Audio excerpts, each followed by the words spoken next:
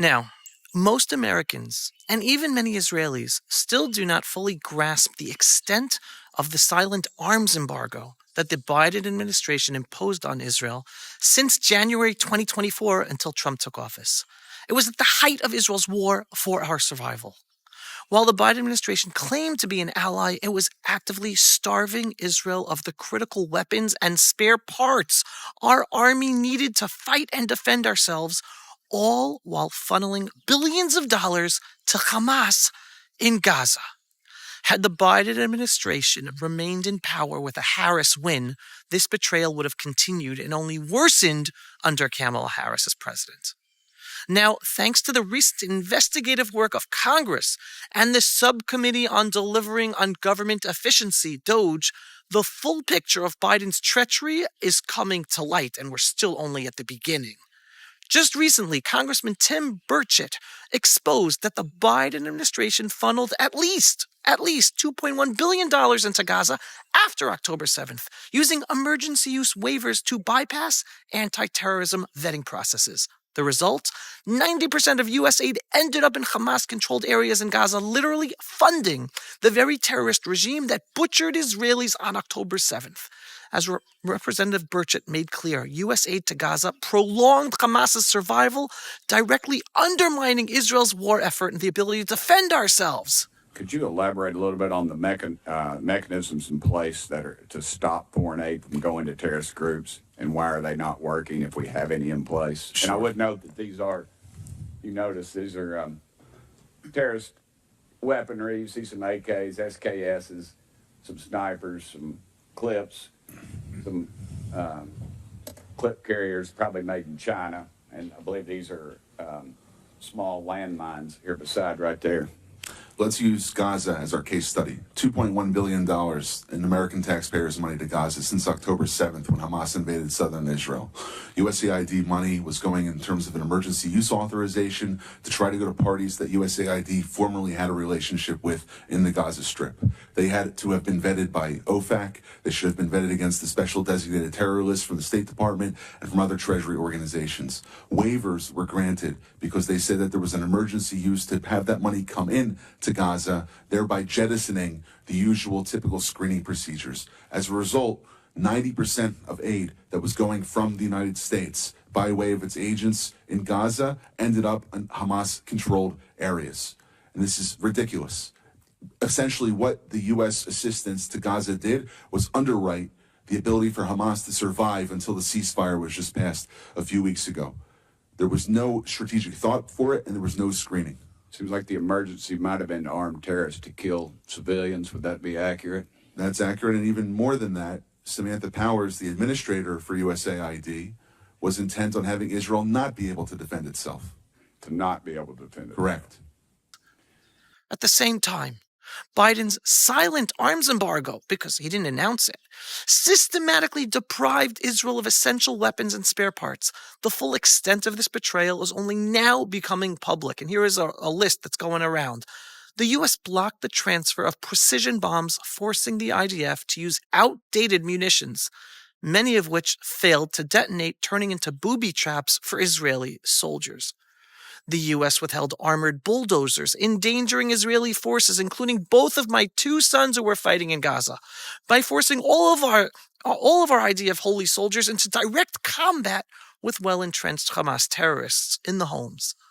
The U.S. delayed tank and artillery shells, reducing Israel's ability to launch effective offensives, and shockingly, even basic rifles for Israeli soldiers, F-16s, were denied.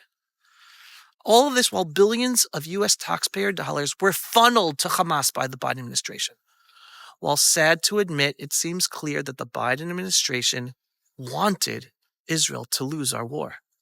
Just like Obama did before him, Biden sent the message to Israel's enemies that America's support was gone, that Israel was isolated, that its leaders would be dragged to The Hague, and that Hamas would be spared, and Iran and Hezbollah, etc. At the same time, the Biden administration was making public statements of support for Israel, hoodwinking American Jews to think that they supported Israel, but we all know actions speak louder than words. That's why November 5th, 2024 was not just an election. It was a miracle. A miracle for Israel, for the Jewish people, and the whole freedom-loving world, as Israel is the front line of the freedom-loving world against the growing red-green Islamic Jihadi alliance. The historic victory of Donald Trump over Kamala Harris was a direct act of direct intervention for the people of Israel and all of humanity. Had the Obama-Biden-Harris political camp remained in power, Israel would have faced increasing hostility, and the White House's anti-Israel policies would have continued to embolden Hamas, Hezbollah, Iran, and the Muslim Brotherhood Qatar. Instead, we now have a leader who will restore America's unwavering support for Israel and end the disastrous, immoral policies of the Obama-Biden-Harris foreign policy establishment. This week in Washington, D.C., I joined Israeli MK Amit Halevi and Gidon Israel, president of the Jerusalem Washington Institute, walking through the halls of Congress and of the Senate, crossing back and forth between the Senate side and the House side to meet with key members of Congress and the Senate. Our mission was clear. The time has come for the United States to recognize Israeli sovereignty in Judea and Samaria when Israel decides to apply it. This is not just about Israel's rights, it is about America's national security. And listen to some of the comments we received back from some of those congressmen and senators we met with. It's about understanding that the enemy we are fighting is not just Hamas, Hezbollah, the Muslim Brotherhood Qatar, or the Islamic regime of Iran. It is the ideology of Islamic jihad out to get all of us. Whether it's the Iranian Shiite jihad or the Qatari-backed Sunni Muslim Brotherhood jihad, both factions share one goal: global Islamic domination through terror, subjugation, and destruction. Neither of them care about Palestinian statehood, humanitarian aid, or peace negotiations. The Qatari Muslim Brotherhood and the Shiite Iranians only care about one thing: land, who controls it, and whether it remains under Islamic rule.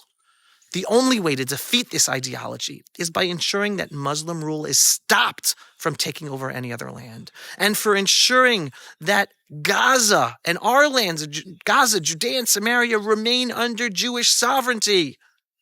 Every inch of land that remains in Israeli hands is another blow to the global jihadist movement that seeks to destroy both Israel and America and the whole freedom-loving world. That is why U.S. recognition of Israeli sovereignty over Judea and Samaria and Gaza is not just an Israeli interest, it is an American interest. We also discussed initiatives and projects to strengthen Israel's independence and deepen the U.S.-Israel strategic alliance. With Trump back in office, there is an opportunity to finally correct the damage done by 12 years of Obama-Biden administrations and solidify a new era of strong, unapologetic U.S.-Israel cooperation. I'm blessed to do this work thanks to our Yes Israel project, founded by Ruth Lieberman and Sarah Pillay, who have been so instrumental behind the scenes in strengthening the U.S.-Israel relationship. I'm so blessed to work with these two women. Their deep passion for Israel drives them to build meaningful, lasting connections between American lawmakers, Jewish lawmakers, and the Jewish state of Israel. Through immersive trips to Israel and ongoing engagement in Washington, Ruth and Sarah ensure that decision makers see the reality on the ground and understand why a strong Israel is critical for America and the world's security. Now more than ever, folks, as Israel stands at a turning point, this work that we're doing at the Yes Israel Project is vital. Now, with the Trump administration in power, it is time to seize the moment and push forward policies that will finally secure Israel's future and ensure our independence, regardless of future U.S. administrations, as our safety, security, and independence is also critical for America and the whole freedom-loving world. The time for half measures is over. The time for total victory of the Jewish people in our ancestral homeland is now. Remember, November 5th, 2024 was a historic turning point. Mark it in your calendars. The fourth day of the Jewish month of Cheshvan is a day to raise a glass and say the Jewish blessing of thanks, Birkat HaGomel. The miracle happened. We cannot take that miracle for granted. God threw the ball to us. It's now in our court. Now is the time for us to act. Don't be a bystander. Don't stand on the sidelines. Whether you're a Jew or a non-Jew, be active in working together and strengthening the U.S.-Israel alliance. Share the truth. Be vocal. And yes, if you're Jewish, the most powerful thing you can do is to move home to Israel. It is there where we maximize our Jewish identity as individuals, as families, as a nation, and we best do what is necessary to strengthen the U.S.-Israel alliance and all the world together. So many Jews think, oh, it's necessary for them to be in America, for them to do lobbying. Let me tell you something. The amount of support we have from the Christian Zionist community in America is much larger than anything Jews living in America can do. We are a tiny blimp on the radar versus the amount of influence and power that Christian Zionists in America have. So Jews, let the Christian Zionists here do what they have to do to save America, which is also benefits Israel, while we save America and the freedom-loving world by fulfilling our purpose as Jews, listening to God above and living in our ancestral homeland where we are supposed to live. Am Yisrael Chai. If you are not yet a subscriber to our daily, inspiring, belief-based, politically incorrect truth about Israel, the Jewish people, and the freedom-loving worlds, what are you waiting for? Go to pulseofisrael.com and click to subscribe. And yes, we are a donor-based operation. We need donations both for our daily videos and for promoting our videos to be seen, as well as for our Yes Israel project and strengthening the U.S.-Israel alliance. Every once in a while, go to pulseofisrael.com and click on the donate button. Small donations are greatly appreciated, and every once in a while, if there could be a large donation to assist in us making an even bigger impact and being able to do more work and quicker to ensure the safety for both of our nations, again, those large donations are welcome as well. Click on the donate button on pulseofisrael.com or contact me on how you could send checks or wire transfers. Shalom, everyone, and thanks for watching. Can't wait to be back home in our ancestral homeland, the land of Israel, in Jerusalem or our Judean hills. Pulse of Israel, frontline videos from the Holy Land. Support our work by donating today.